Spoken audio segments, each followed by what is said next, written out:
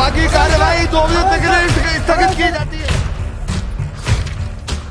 देश की नई सदन के अंदर 2 लोग घुसते हैं और कैन के धुएं से सदन को भर देते हैं। सांसदों पर हमला करने की कोशिश की जाती है। अफरा तफरी का माहौल हो जाता है। लोकसभा की कार्यवाही स्थगित कर दी जाती है। सांसदों में डर का माहौल बन जाता है। दरअसल आज ही के दिन साल 2001 में संसद पर आतंकी हमला हुआ था। आज सुबह की संसद की कार्यवाही शुरू होने से पहले सभी सांसदों ने संसद हमले के शहीदों को विनम्र श्रद्धांजलि भी दी थी। ठीक 22 साल बाद आज ही के दिन फिर से संसद की सुरक्षा में बड़ी चूक देखने को मिली है। भाजपा के मैसूर से सांसद प्रताप सिम्हा की सिफारिश पर इन दोनों उपद्रवियों को संसद में एंट्री मिली थी।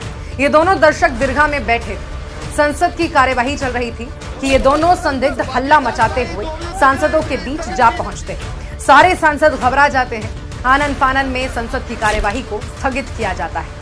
लेकिन अब सवाल ये उठता है कि आखिर बीजेपी सांसद इन उपद्रवियों को संसद लेकर क्यों आए? इसके पीछे उनकी क्या मंशा थी? ये जांच का विषय है। लेकिन संसद और सांसदों की सुरक्षा में इतनी बड़ी चूक, इतना बड़ा खिलवाड़ कैसे हो सकता है? वो भी आज ही के दिन।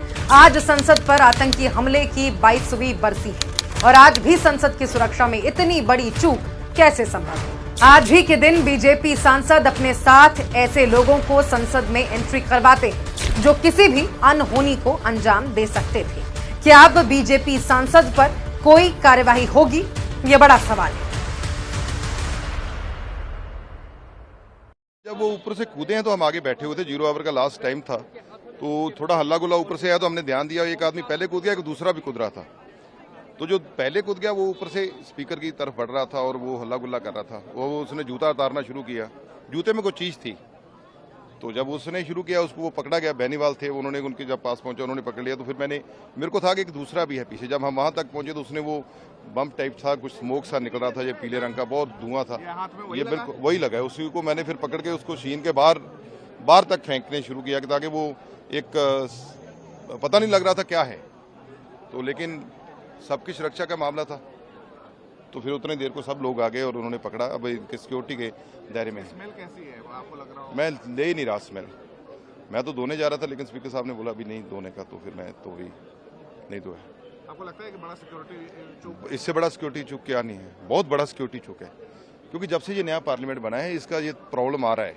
आने जाने का रास्ता एक ही है। कोई भी पार्लियामेंट में जा रहा है, कैंटीन में सब इकट्ठे बैठ रहे हैं। वो थोड़ा सा सेपरेट चाहिए। पुराना पार्लियामेंट था, ये सब चीज़ें अलग अलग थी। तो वहाँ तक को पहुँचने को 10 बार सोचता था। लेकिन ये बहुत बड़ी सिक्योरिटी छूट हुई है। कोई स्लोगन भी कर रहे थे, वो नारे भी लगा रहे थे। तानाशाही बंद करो, कोई ऐसे नारे लगा रहे थे। लेकिन बहुत ध्यान नारों की तरफ हमारा गया ही नहीं। हम तो बचाव के चक्कर में भागे के किसी तरीके से इनको पकड़ लिया जाए। ये पता चला किसके गेस्ट थे, किसके एमपी के कोटे से आए थे वो? नहीं, ये कुछ पता नहीं, ये सिक्योरिटी वालों के पास है।